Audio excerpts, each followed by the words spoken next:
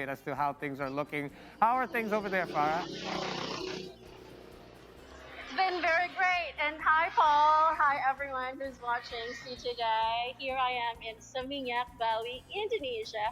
And since it's still the morning here, I am at Jalan Petikannya. Let's go for a quick walk. So, guys, behind me is Red Ruby, one of the most popular clubs here in Seminyak, Bali.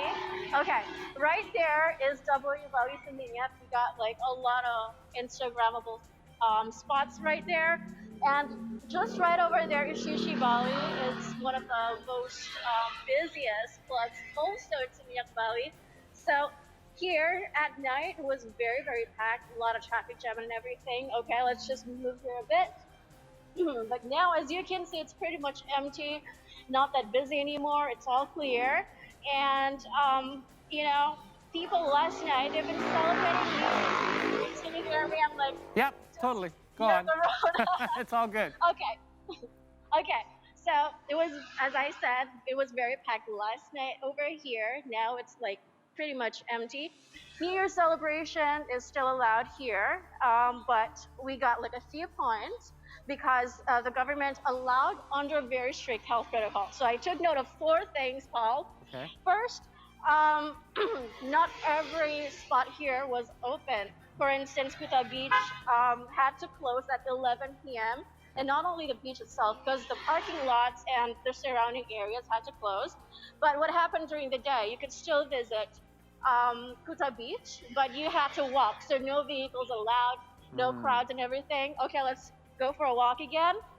And other tourist objects and attractions and bars, clubs were still open, but they had to follow very strict health protocols again, and they opened with a maximum of 50% capacity.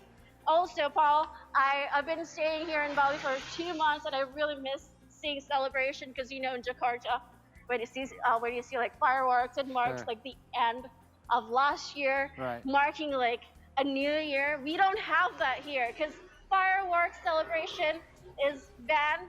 Not only that, you know, in Jakarta we usually see people selling like firecrackers, Right. fireworks, and everything. We don't have that here. It's illegal. So Okay. you're not allowed to sell. You're not allowed to buy that here. Okay. And the fourth point is that mobility has been restricted all over the island. And last night there were more than 1,000 police personnel deployed around Denpasar and Badung Regency to make sure that everyone follows health protocols. So, why is this year's New Year's celebration still restricted? Because as you have heard, Bali has been flooding with domestic tourists. And in fact, on 29th through 30th December, we got at least 11,000 domestic tourists coming into the island from the port itself. So can you imagine Yeah. how many tourists in total, you know, that come all from other, you know, entry points? Okay. You know, we see a lot of domestic tourists, but I see a lot of foreigners as well because according to Ministry of Law and Human Rights, since the COVID-19 pandemic hit Indonesia, there had been 130,000 foreigners here stuck in Indonesia, even though the numbers have gradually been decreasing. And, you know, we have to follow health protocols no matter you're Indonesian or you're a tourist. Right. So this year, Ministry of Law and Human Rights said that if you're a foreigner and you break those rules, we will deport you. And that is the minimum sanction for this year. Okay. So yeah, Coming been down fun, but very strict. Mm-hmm. What's going on in Jakarta? Well, Jakarta was pretty much the same because of the last-minute restrictions, especially within the city. We did have to shut it down. Everything was shut down at 10. Roads were busy, much like over there, but only because people had to go home. Nobody wanted to stay out as well. But how are things looking for New Yeah. Year's Day? Are these restrictions still going to be in place for today? Because in Jakarta they are. I guess so, I believe so. But if I ever find the updates from Bali, I would totally let you know. All right. Well, I'm Since going to you're see you coming here soon. tomorrow, I'm right? heading there tomorrow as well. So thanks for the heads up. Anyway, do take care out there. Stay healthy. And we hope to talk to you again really soon. Yes. Thank you, Farah. We're now All going to right. go over to Karen, who is in Ancol. Hi, Karen. Happy New Year.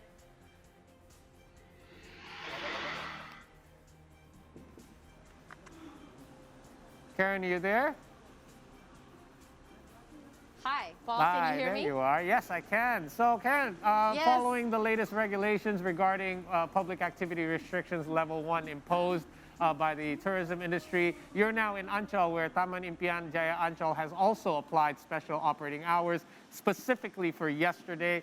Can you explain what difference it made having applied these new restrictions?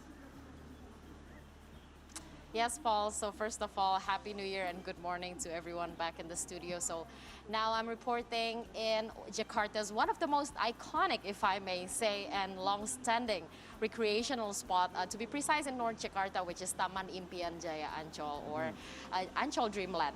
And based on the latest regulation that was released from the Department of Tourism and Creative Economy, as well as from the government, Ancol and its featured areas are now following a new operational hours, as you mentioned, based and are divided into two spots. So as you know that Ancol has a lot of featured areas, and now the operational hours are divided into two, which is the sports area as well as the recreational area. So the sports area, meaning like the jogging track by the beach, as well as the water parks, are open from 6 a.m. to 2 p.m. since yesterday to the 2nd of January, tomorrow. And the recreational areas, such as the amusement park, as you can see behind me, the Dunia Fantasi, is open from 9 a.m. to 2 p.m. Until tomorrow. So in general, Ancol itself will close until 2 p.m. until tomorrow, from the 31st of December yesterday to the 2nd of January tomorrow. And following the 3rd of January, Ancol will follow the usual operational hours, which is 6 a.m. to 9 p.m. Every day. And tickets are only available to buy online from Ancol's official website the day before. So if you would like to spend your New Year's holiday in Ancol during the operational hours, you should book your ticket a day prior to your arrival here, and you have to implement the standardized health protocol, of course, which is the 3W. As you can see that people are wearing masks here, except for those who are doing sports like jogging. They made sure to maintain their distance as well, and they also sanitize their hands, and they have to register themselves through the government's official app, Peduli Lindungi, upon entering the area. And I have to mention as well that last night there was no New Year's Eve party in this area, as mentioned by the management of Ancol as well, that the government is prohibiting any kind of New Year's Eve party or celebration last night due to COVID-19 restriction. And as for the water parks, they are open and they are included in the sports featured area in Ancol. But as for swimming in the beach, is not yet to be allowed due to the COVID-19 restrictions, and as well as following the government's regulation. Well, Paul. the weather looks beautiful out there, so we do hope that I could see families walking behind you. We're all wearing masks, including the children, so that's a great thing as well. We do hope that people are able to still get out there because it is a holiday, and including following the health protocols, obviously. But we do hope that you enjoy the rest of the day out there too, Karen. Thank you so much for the update, and Happy New Year to you too. We'll see you back in the studio. All right, guys, that was some updates from Bali, as well as the central part of the